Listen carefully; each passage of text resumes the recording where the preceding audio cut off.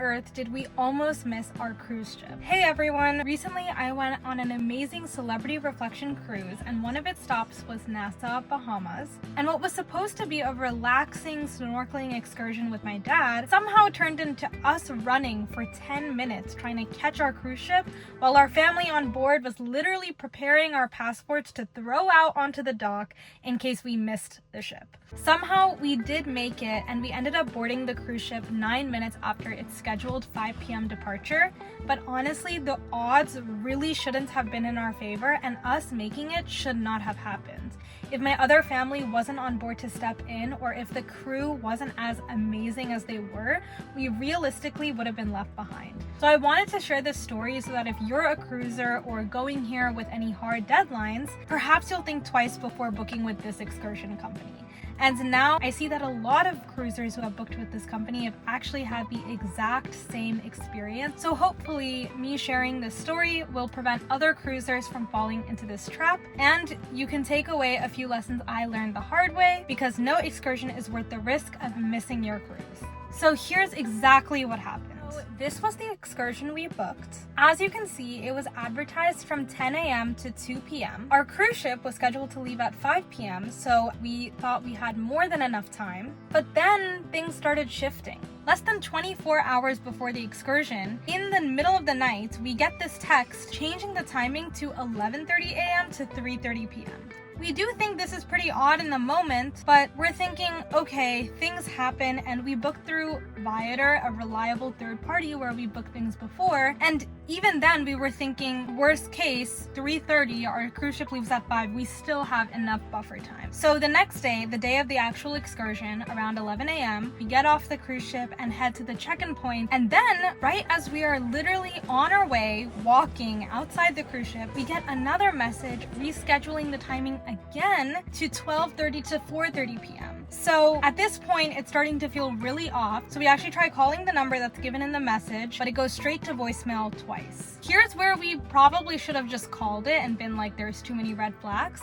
But at this point, we were also already on our way. So we thought we might as well go to the check-in location as we were doing and kind of figure out what's going on in person. We get there and no one is there. Another red flag. Show you a different type of a boat. It's called a catamaran. That's a catamaran right there.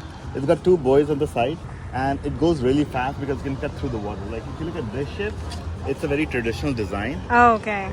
But this one can go so much faster. A lot of people who do world tours, they do a catamaran because it's very stable and balanced. This time we decided to actually contact Viator, the third-party app that we had booked with, and begin the process of canceling and requesting a refund, because at this point we're losing confidence that we're even going to make it back in time for the cruise.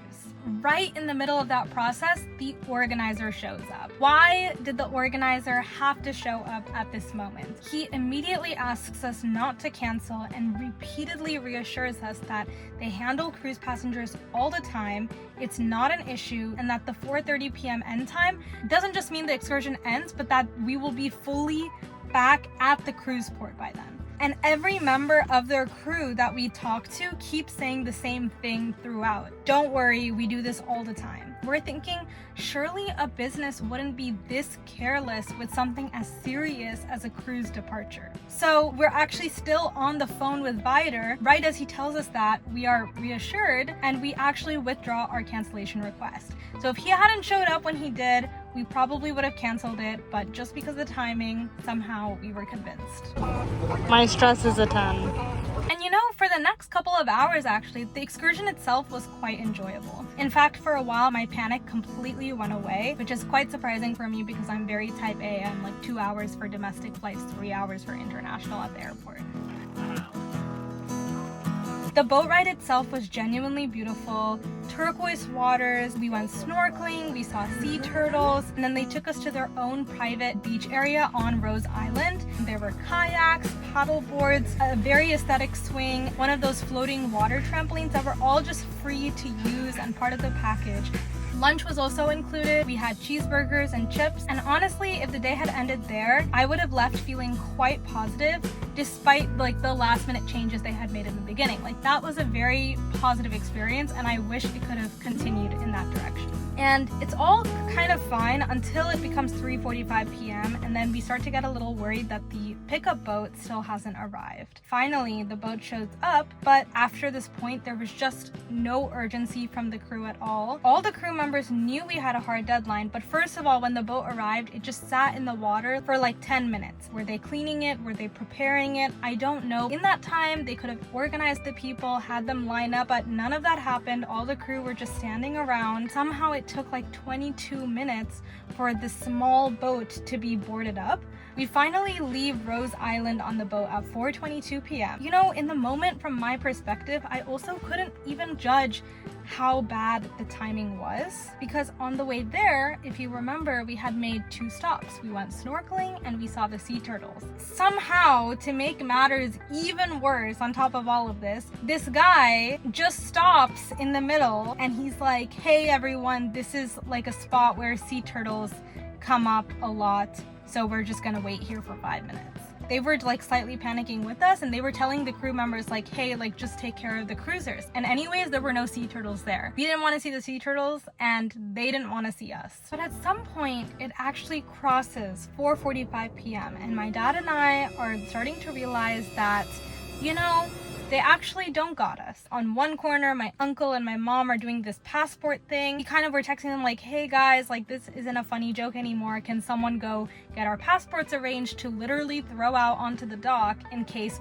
we don't make it? And my aunt, she actually made this genius decision to go down to where the cruise exit and entrance is, and she actually spoke to the members there. They were able to identify us on their computer system. She even checked out and stood on the ramp so that they wouldn't close it up. The crew was just amazing. They didn't have to be as accommodating as they were. So that really saved us, because by the time the ferry finally reached the port, it was 5:02 p.m. Are you ready?